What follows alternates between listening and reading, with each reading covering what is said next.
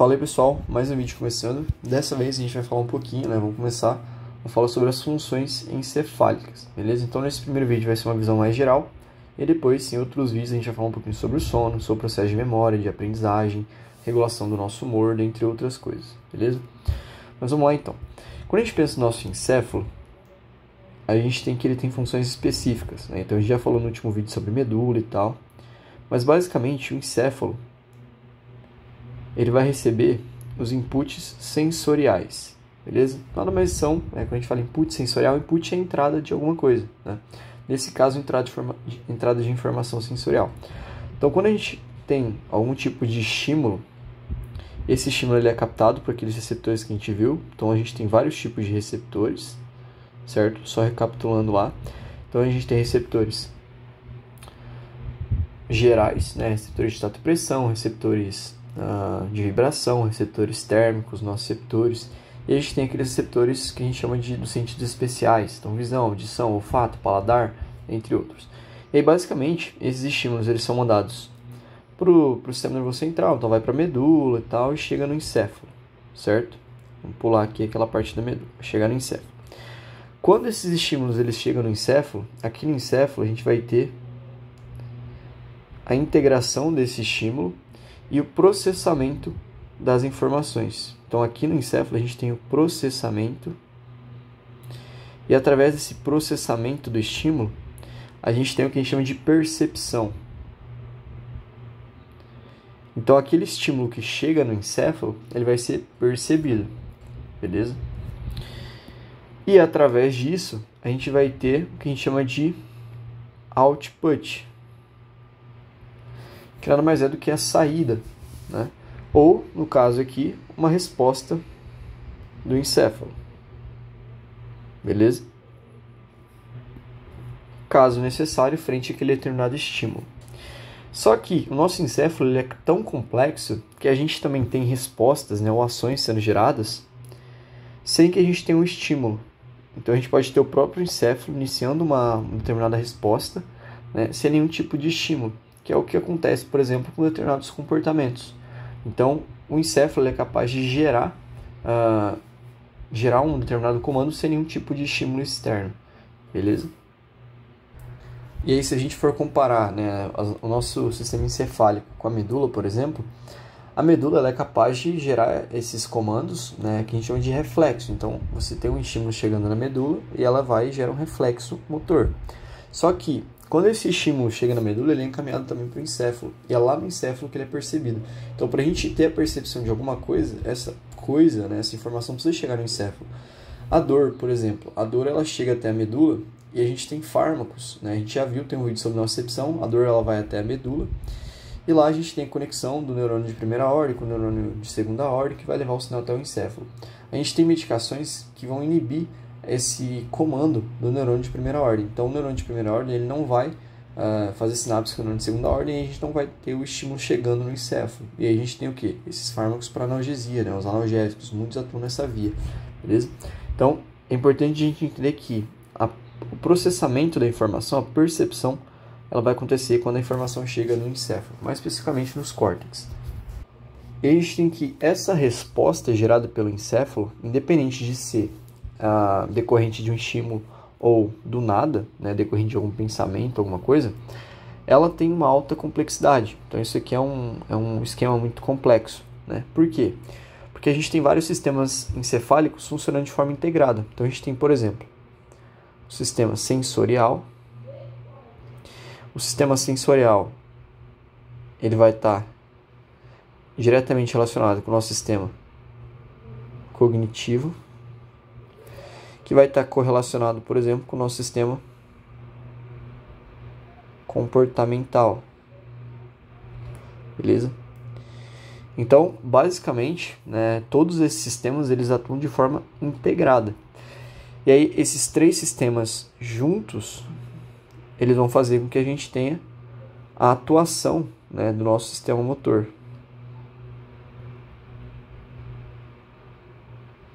Que vai ser o responsável, por exemplo, por respostas fisiológicas ao comportamento. que nada mais são do que os outputs, certo? Então a gente tem o nosso sistema cognitivo, o nosso sistema comportamental e o sensorial trabalhando em conjunto. E a partir da integração desses três estímulos, né, a partir do processamento da informação desses três setores diferentes, né, do nosso sistema nervoso central, a gente tem uma resposta sendo gerada através do sistema motor, que pode ser, quando eu falo sistema motor, músculo esquelético, visceral, né, hormonal. Então a gente vai ter uma resposta que vai fazer com que eu execute uma determinada tarefa, ou vai fazer com que eu tenha liberação de um determinado hormônio, né, dentre outros fatores. E aí a gente tem respostas fisiológicas ou comportamentos.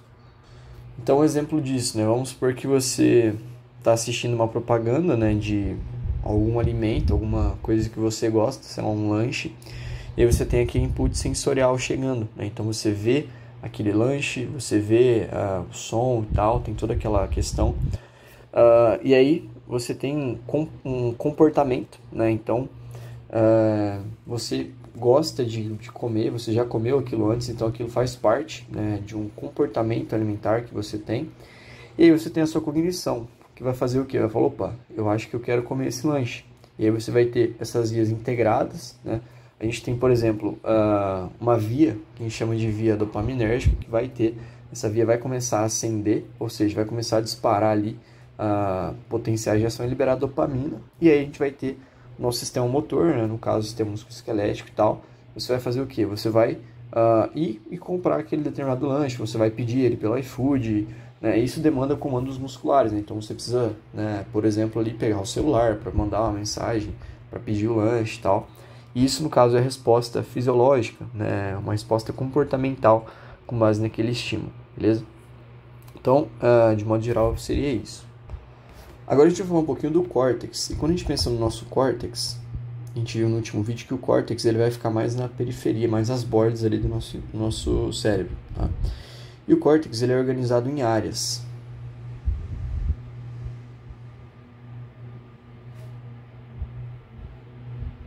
Beleza? E basicamente a gente tem três grandes divisões desse córtex. Então a gente tem as áreas sensoriais, que são os campos sensoriais, os campos que vão receber as informações sensoriais que vêm da periferia, beleza? O sistema somatosensorial, por exemplo. Aí a gente tem as áreas motoras. Essas áreas motoras estão relacionadas com o movimento. Então, por exemplo, contração, movimento ali, músculo esquelético, contração muscular, enfim. E a gente tem áreas que a gente chama de áreas de associação.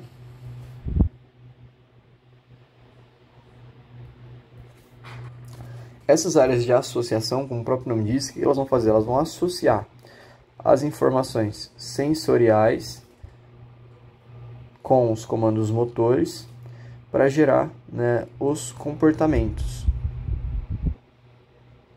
Beleza? E ainda em relação a essa organização do nosso córtex, é bem legal, uma coisa que a gente tem, que é a lateralização cerebral. Tá? Então, vou colocar aqui esse termo, ou dominância cerebral. O que seria essa dominância cerebral? A gente tem dois lados no nosso cérebro, né? Então a gente tem o lado direito, o lado esquerdo, e cada um desses lados ele vai se especializar em uma determinada ação, tá? Então vamos supor que você tem o lado direito do seu cérebro, ele é especializado na linguagem, por exemplo, certo? Então seus centros da fala, seus comandos verbais, eles vão estar mais localizados no seu lado direito. E aí vamos supor que no seu lado esquerdo você tem, por exemplo, as suas habilidades espaciais, como por exemplo escrever, né? E aí se você tem uma lesão no lado direito do seu cérebro, dependendo do nível da lesão, você pode ter, né, mais prejuízo em relação à fala, linguagem e tal. Do lado esquerdo, habilidades especiais, tá? Então, basicamente, né, o nosso cérebro não é dividido igualzinho os dois lados. A gente tem o lado direito, né, mais específico para uma determinada coisa e o lado esquerdo para outra. Isso varia muito de indivíduo para indivíduo. Então, se você é canhoto, por exemplo, né, o seu lado direito do cérebro tende a ser tende a ter, né, uma maior habilidade espacial para você escrever, por exemplo, e tal. Se você é destro, o contrário, beleza? E isso com outras coisas também. E aí, o que é importante a gente lembrar? Que no nosso cérebro a gente tem uma coisa que a gente chama de plasticidade. Então, essa questão de dominância cerebral, ela é plástica. Então, a gente tem a plasticidade. Então, vamos supor que você é canhoto e aí você quebra a mão esquerda, né? Você se dentou lá, quebrou. E aí, nesse tempo, você fica lá 3 meses usando a outra mão, a mão direita. E aí você começa a aprender a utilizar essa mão direita. E aí você começa a adquirir uma habilidade, ali espacial, uma habilidade de escrever com a outra mão. Isso acontece por conta desse processo de plasticidade. São aquelas novas conexões que são formadas entre os dendritos neuronais, né? Eles formam novas pontes com outros neurônios e por aí vai. E agora eu vou fazer um esqueminha aqui do nosso cérebro para a gente falar um pouquinho mais sobre essas áreas. Sobre as áreas, né, e os córtex que a gente tem. Bom, então tá aqui, né, esse esqueminha para a gente ver mais ou menos. Então a gente tem várias... Você aqui imagina que é um encéfalo, né, um cérebro ali. Aqui nessa região a gente foi e abriu ele com 2 espátulas para a gente ver lá dentro 2 estruturazinhas, tá? Mas vamos lá. Essa região mais azul, a gente tem uma região mais azul escura, né, que corresponde ao córtex somatosensorial.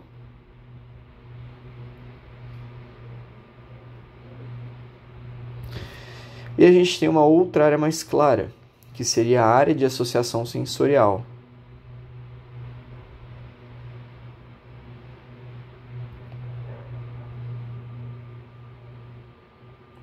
O córtex somatosensorial e a área de associação sensorial, eles vão ficar principalmente, né, no nosso lobo parietal. E eles estão relacionados com a captação das informações sensoriais. Então, todas as informações sensoriais, elas vão chegar nesses córtex, tá? E a partir disso a gente vai ter integração, né? A gente vai ter vias, por exemplo, neurônios que se projetam daqui para os córtex motores, para o giro pré-frontal, dentre outras regiões, para integrar com outras informações e essas informações serem processadas, beleza? Então, essas informações sensoriais, elas são provenientes do nosso músculo, da pele e das vísceras também, beleza? Então, de modo mais geral. E a gente tem aqui atrás, né, nessa região do lobo, que seria o lobo occipital, a gente vai ter outras 2 áreas. A primeira delas é o córtex visual. E a gente tem a área de associação visual.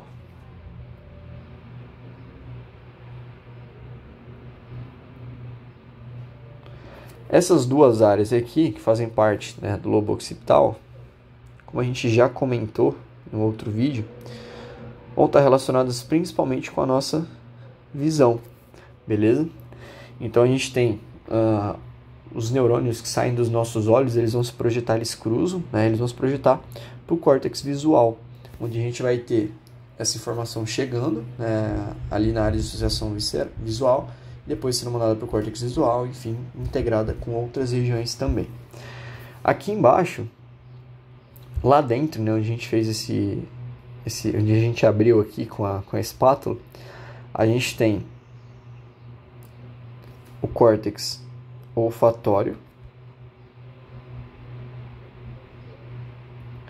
E aqui em cima do córtex olfatório, bem do ladinho, a gente vai ter o córtex gustatório.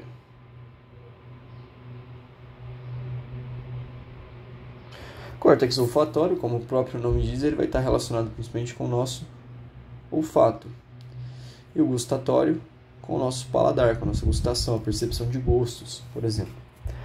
Aqui dentro a gente ainda tem o lobo temporal. E aí nesse lobo temporal a gente vai ter, em laranjado mais escuro, o córtex auditivo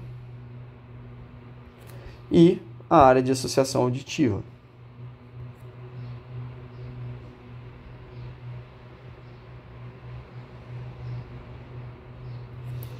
Ambos aqui, né, no lobo temporal, como a gente já falou.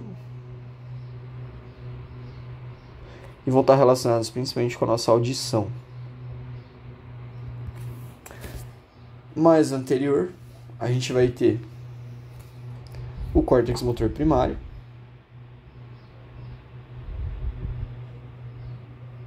aqui em vermelho mais escuro. Aí a gente tem a área de associação do córtex motor primário, que nada mais é do que o córtex pré-motor, né? A gente chama de córtex pré-motor.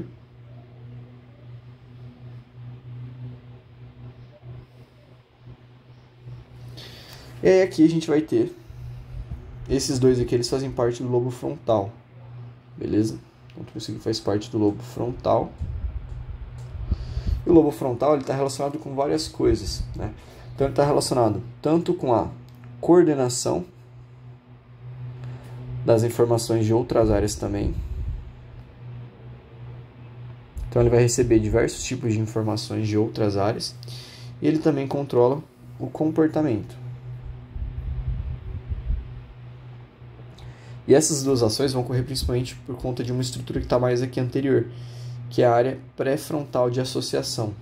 Aqui a gente tem a área pré-frontal de associação. Quando a gente pensa no córtex pré-frontal, o nosso córtex pré-frontal, ele vai ser responsável por receber informações de todas as áreas, tá? Então, de todas essas áreas aqui, a gente tem neurônios que eles se projetam até o nosso córtex e ele vai integrar essas informações. E a gente usa elas no planejamento das nossas ações, quando a gente vai tomar alguma decisão, né? Então, a gente tem uma interação de todas as estruturas do nosso encéfalo, beleza? Então, o nosso encéfalo é como se fosse um grande computador, com várias áreas ali interligadas. Então, a gente tem diversas estruturas, vários córtex, várias áreas de associação, e elas vão se conectar umas com as outras, para que a gente tenha ali uma percepção mais geral do nosso ambiente, né? Então, por exemplo, quando você está em algum lugar, né, o que você consegue ter de percepção, né? Você consegue ver, então você vê as pessoas que estão ao seu redor, você vê o lugar, você escuta barulhos, você sente os odores, né, que estão ali, você consegue sentir o cheiro. Você tem a percepção de espaço, né? Então como que o seu corpo está localizado naquele espaço. E aí, com base em todas essas informações, você tem um determinado comportamento. Então, você age de uma determinada forma, beleza? Então, vamos supor que você está lá no meio da savana e você vê um leão. Você tem áreas do seu cérebro captando aquelas informações, integrando, e aquilo, no caso, se torna um perigo. E aí você tem um comportamento de alerta, de fuga, de fugir daquela situação. Agora, vamos supor que você está, sei lá, numa festa, né? Você está num outro ambiente, você tem outros inputs sensoriais e você vai se comportar de uma forma diferente. Beleza? Então, fazendo um geralzão disso, né, o que a gente tem aqui? Então, em relação à percepção sensorial.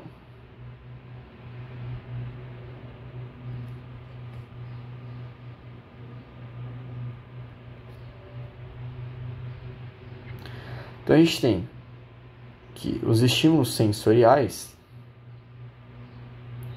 quando eu falo em estímulos sensoriais, esses estímulos sensoriais eles podem ser químicos, eles podem ser mecânicos, podem ser em forma de ondas, diversos tipos de estímulos, luz e tal. Esses estímulos eles vão ser captados por receptores. Então, esses estímulos sensoriais são captados pelos receptores. E esses receptores eles são receptores específicos, né? Então, a gente tem os receptores sensoriais, mais gerais. A gente tem os receptores dos sentidos especiais.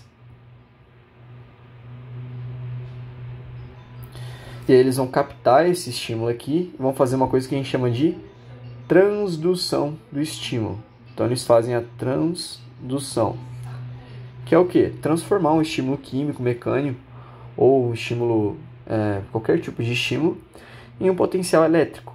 Lembra? Então a gente falou sobre transdução. Você transforma algum tipo de estímulo em potencial elétrico. E aí, quando esses estímulos são captados e é feita a transdução, eles vão ser encaminhados para áreas específicas.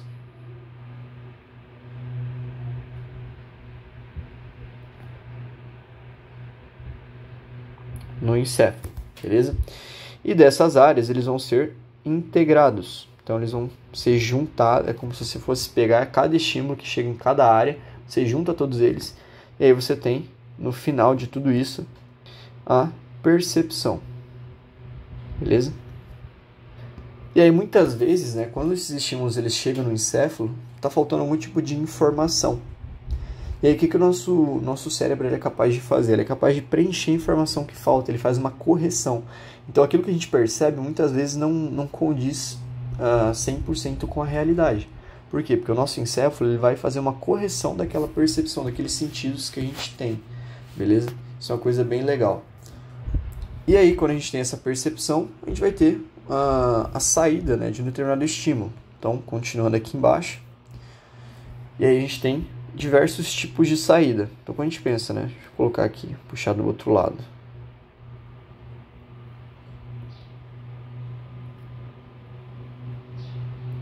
A gente até citou esse tipo de saída, então a gente vai ter respostas a partir dessa percepção. E aí a gente pode ter como resposta, né, por exemplo, o movimento do músculo esquelético. Vou desenhar aqui um músculozinho. Contração, movimentos do músculo esquelético, gerando alguma ação. A gente pode ter, por exemplo, secreção de neurotransmissores, hormônios. Vou colocar aqui neurohormônios. Então vamos supor que você precisa fugir, né, um estado de luta ou fuga. Você encontrou um leão. Você tem liberação de noradrenalina, que vai te colocar no estado de alerta, vai aumentar ali seus sinais vitais para você entrar numa situação que você consiga correr para fugir daquele leão, por exemplo. É um tipo de resposta motora baseada na percepção, no estímulo que você recebeu. E a gente também tem as respostas viscerais, certo? Que estão relacionadas principalmente com o nosso sistema nervoso autônomo. Tá? Essas respostas neurohormonais elas vão ser controladas principalmente pelo hipotálamo, que atua quando tem funções tanto no controle do nosso ritmo circadiano como homeostase e tal, e também liberação hormonal, e neurônios específicos do bulbo, beleza? Centros bulbares ali que se projetam para diversas áreas do córtex. E aí, para isso acontecer, para que a gente tenha essas respostas, a gente tem o nosso córtex motor.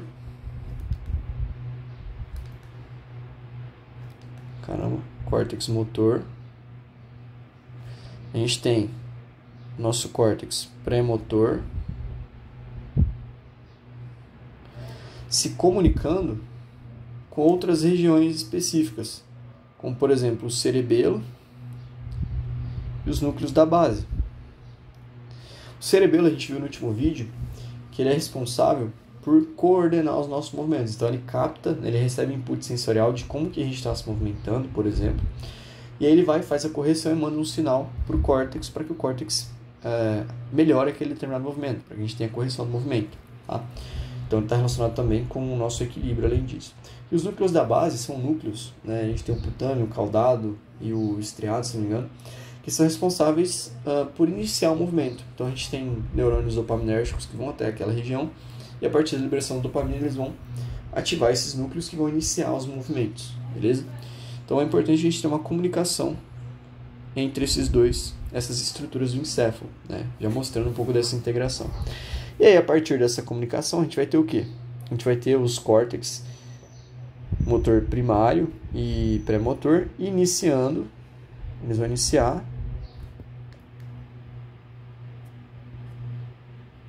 o movimento, beleza?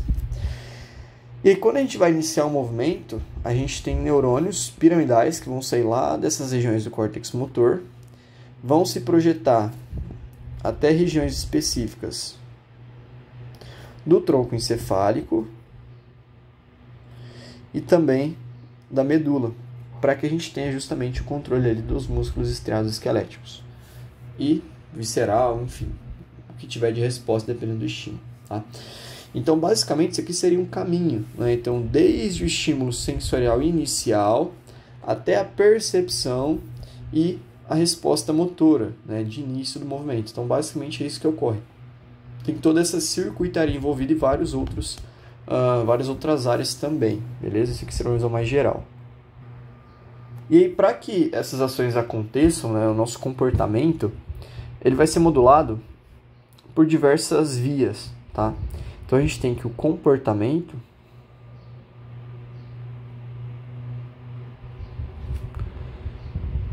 modula as respostas.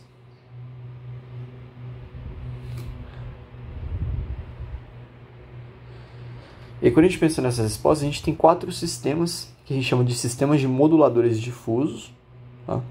Então a gente tem os sistemas de moduladores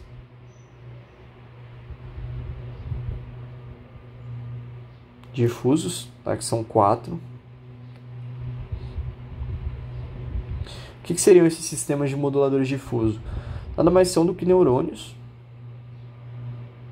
que estão localizados principalmente lá na região da formação reticular do tronco encefálico. Então lembra que a formação reticular são vários núcleos ali, vários conjuntos de neurônios que ficam no tronco encefálico que tem projeção para o encéfalo. Então eles têm projeção encefálica, beleza? Para diversas áreas do encéfalo. E a gente vai ter 4 sistemas gerais. A gente vai ter os sistemas noradrenérgicos. A gente vai ter os sistemas serotoninérgicos. A gente vai ter os sistemas dopaminérgicos. E os sistemas colinérgicos.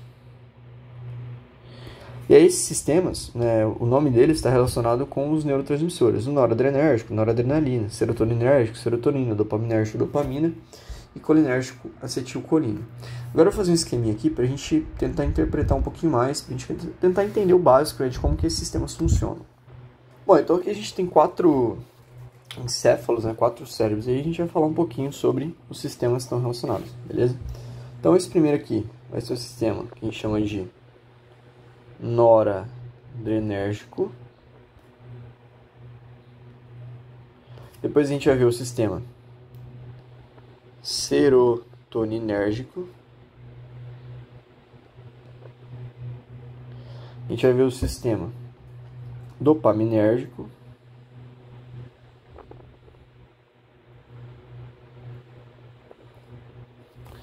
E o sistema colinérgico por último. Beleza? Vamos lá, dando um zoom aqui, se a gente for falar do sistema noradrenérgico, o que a gente tem? Tá? Então, o que eu desenhei aqui? Basicamente, isso aqui é o nosso encéfalo, aqui a gente tem a região de tronco encefálico. Então, a gente tem aqui, lembrando, né? Tronco encefálico, cerebelo, telencéfalo, e ao redor a gente tem o cérebro. Então, neuroanatomia, a gente viu isso aí no último vídeo. E aqui, basicamente, quando a gente pensa nessa via noradrenérgica, a gente vai ter um centro muito importante aqui, que é esse que está em azul, que grandão, a gente chama de locus coeruleus. O locus coeruleus. O locus coeruleus, ele é um centro que a gente fica ali nessa região na região da ponte, tá? E basicamente é um centro onde a gente vai ter neurônios que vão se projetar para várias áreas do nosso encéfalo. Então a gente tem, por exemplo, projeção aqui para a região do hipotálamo. Então ele se projeta para o hipotálamo. Ele se projeta aqui para o cerebelo. E ele também se projeta aqui pertinho do tálamo, aqui para a região do tálamo. Beleza? E aí nessas regiões e várias outras regiões do encéfalo, né, como outros córtex ali e tal. E quando ele faz sinapse com neurônios nessas regiões, ele vai liberar noradrenalina. E aí qual que é a função do locus coeruleus? Tá? O locus coeruleus, basicamente, ele vai estar relacionado com a modulação da nossa atenção, com o nosso sistema de alerta, regulação da pressão arterial, por exemplo, o ciclo de sono-vigília, processo de aprendizagem, processo de memória e também com a regulação do nosso humor. Então a gente pode dizer que essa via noradrenérgica ela vai ser muito importante, beleza? A gente vai ver que todas as outras vias também são importantes, por exemplo, para regular o nosso estado de alerta, para regular o nosso ciclo sono-vigília, aprendizado, memória, humor e tal. Então todas as vias exercem uma certa função, beleza? Por quê? Porque a gente tem diferentes quantidades de neurotransmissores sendo liberados, então a gente tem um balanço, né? Para uma determinada atividade eu tenho mais nora do que dopamina, para outra mais dopa do que nora, aí por aí vai. Então basicamente essas são as funções dessa via noradrenérgica. Se a gente vem para essa outra via, que a gente denominou como via serotoninérgica, a gente vai ter neurônios que vão liberar serotonina em várias áreas do encéfalo, tá? Então aqui a gente tem em verdinho, em diferentes regiões do tronco encefálico, o que a gente chama de núcleos da RAF.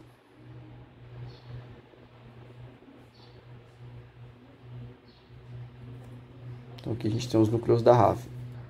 Esses núcleos da RAF eles vão se projetar para diversas áreas também do nosso encéfalo, mas principalmente vão ter projeções descendentes para a medula espinal, então eles vão se projetar para baixo da medula.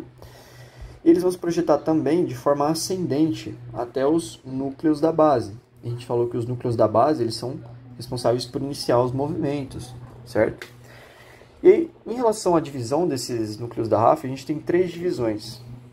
A gente tem três divisões deles, anatômicas, tá? Então a gente tem o núcleo da RAF, a gente chama de núcleo da RAF dorsal, que é responsável principalmente pelo nosso ciclo de sono-vigília. A gente tem o núcleo da RAF central, que está relacionado, por exemplo, com a nossa regulação emocional.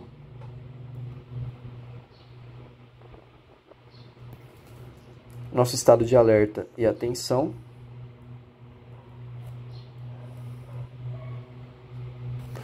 E a gente tem um outro núcleo da RAF que é o mediano, que está relacionado com o nosso humor. Ficou meio amontoado isso aqui. Tá? Então, de modo geral, é isso que a gente tem. Tá? Então, a gente tem projeções no núcleo da RAF descendentes e ascendentes, superiores. Tá? E essas projeções mais superiores, como a gente já falou, vão estar relacionadas com o nosso sono-vigília, que eu já escrevi ali embaixo, com controle da emoção e também humor, e de certa forma com o nosso comportamento.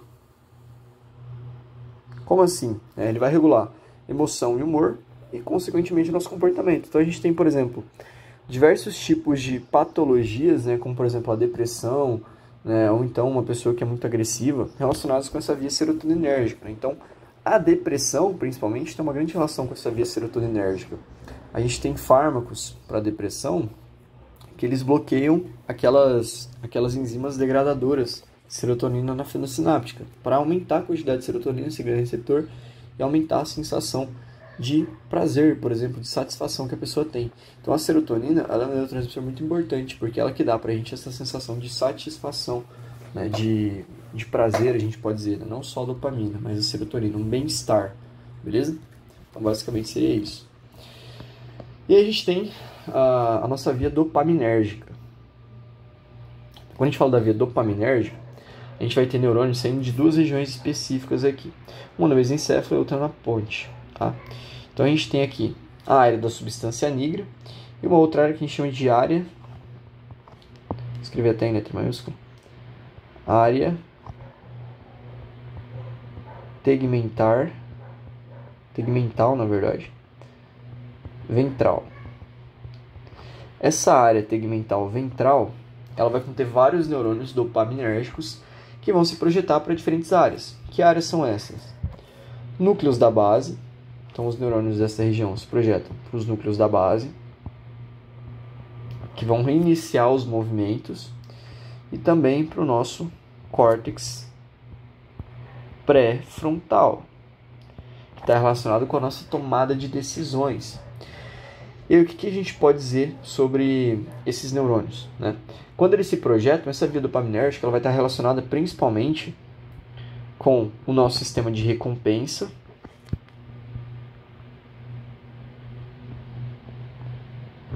certo? E aí, quando a gente pensa nesse sistema de recompensa, ele vai estar relacionado com três coisas. A nossa motivação para fazer uma determinada ação, o prazer daquela determinada ação, e também vai estar relacionado com a formação de memórias relacionadas àquele determinado prazer. Tá? A gente já vai entender essa questão de formação de memórias. Esse sistema dopaminérgico está relacionado, como a gente falou da memória, com uma coisa que a gente chama de aprendizado associativo.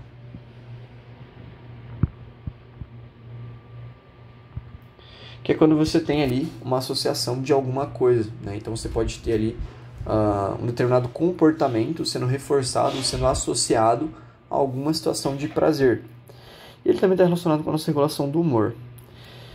Quando a gente pensa nessa questão da recompensa e dessa formação de memórias, né, aprendizado associativo e tal, Tudo isso aqui vai estar relacionado com a questão do comportamento de adição, que são os vícios, tá? Então, no caso de uma pessoa que ela é adicta, né, uma pessoa que, por exemplo, né, sofre de alcoolismo ou é tabagista, alguma coisa assim, pode ser vício de jogo, enfim, qualquer tipo de vício. Nesse caso da adição, a gente tem uma alta ativação do ATV, né, que é a área tegmental ventral, e também tem uma desregulação, desregula a liberação, né, e os níveis de dopamina, certo? E é isso que faz com que a pessoa vire uma adicta, né? Que ela vire uma pessoa dependente de algum tipo de substância química ou algum determinado comportamento, tá? Por conta de uma desregulação desse sistema de recompensa, beleza? E aí, por último, a gente vai falar um pouquinho sobre esse sistema colinérgico, sobre essa via colinérgica. Então, basicamente, né, a gente tem aqui os núcleos pontinos.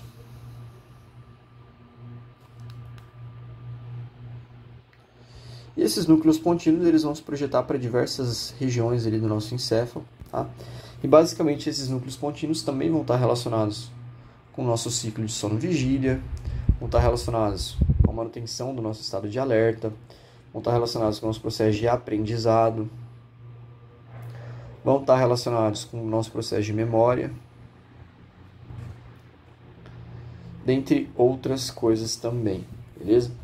Então, de modo geral, essas são as principais vias que vão modular o quê? Os nossos comportamentos. Então, a gente falou sobre a via noradrenérgica, sobre a via serotoninérgica, sobre a via dopaminérgica e a colinérgica. Tá? Então, esses são os 4 sistemas, de modo geral, que regulam o nosso comportamento, beleza? E com isso a gente encerra esse vídeo. Então, foi uma visão mais geral ali do nosso encéfalo. Então, a gente viu sobre essas vias, né, que vão regular os nossos comportamentos. A gente falou um pouquinho sobre como que acontece essa questão desde a entrada do estímulo sensorial até a percepção e a resposta motora gerada pelo encéfalo. A gente falou um pouquinho sobre as divisões, os córtex, as áreas associativas, entre outras. E basicamente é isso. Então espero que esse vídeo tenha te ajudado. Se você gostou, deixa um comentário aí, falando a sua opinião. E até o próximo vídeo. Valeu!